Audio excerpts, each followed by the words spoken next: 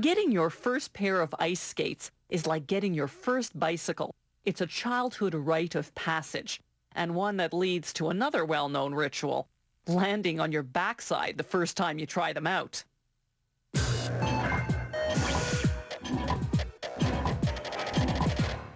How long have we been ice skating? An iron skate found in Scandinavia dates to 200 AD.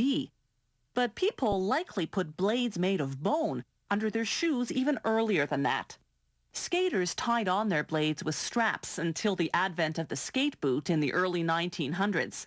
Today's skates are lightweight and high-tech and are designed for specific sports: figure skating, speed skating, and hockey.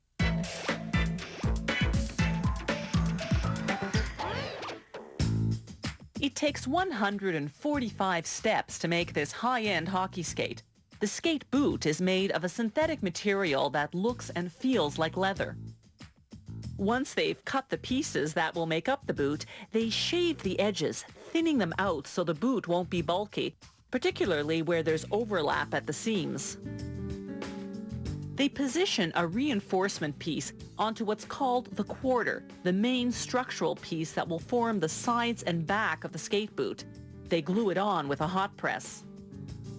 The boot pieces now go to the sewing department.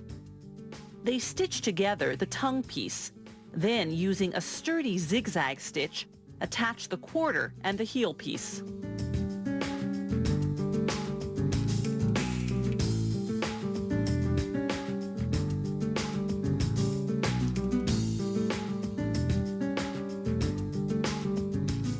They spray glue on the quarter and on the ankle support.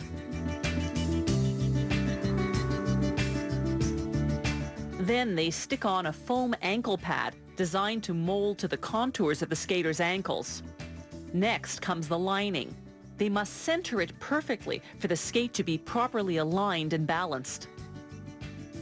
The eyelet machine works like a hole punch, punching out eyelets in the quarter. They reinforce each eyelet with an aluminum washer. The last step in the sewing department is called forming. They place the boot over a metal foot form. A hot press laminates the boot to give the back and sides of the quarter their shape. In the assembly department, they put the parts together using a foot form. They tack on a white plastic insole and a black plastic toe cap. They brush on a layer of glue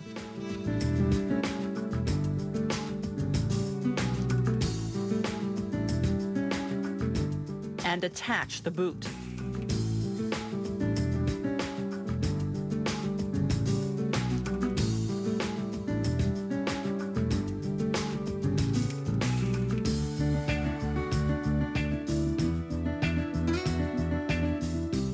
They sand the bottom of the boot to roughen up the surface for better adhesion. An automated machine applies a layer of glue along the contour of the boot's underside. The boot then goes through a heat machine for a couple of seconds to evaporate the solvent in the glue, making it tackier.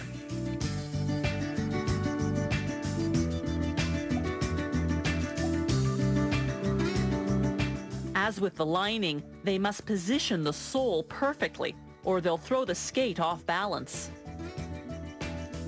An 8-ton press presses it onto the boot.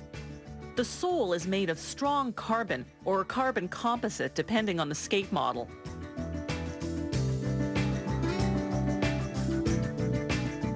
Once the glue is dry, they drill 2 holes through the sole for attaching the skate blade.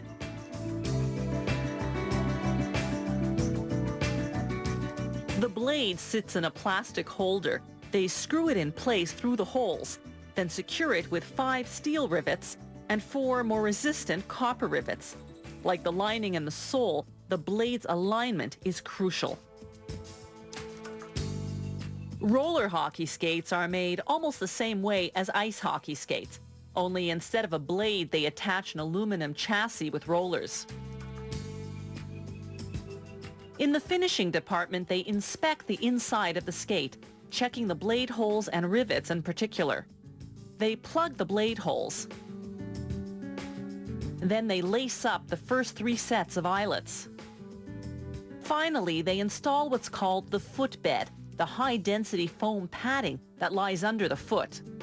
Last but not least, they clean the skate, trimming excess threads and removing any glue residue.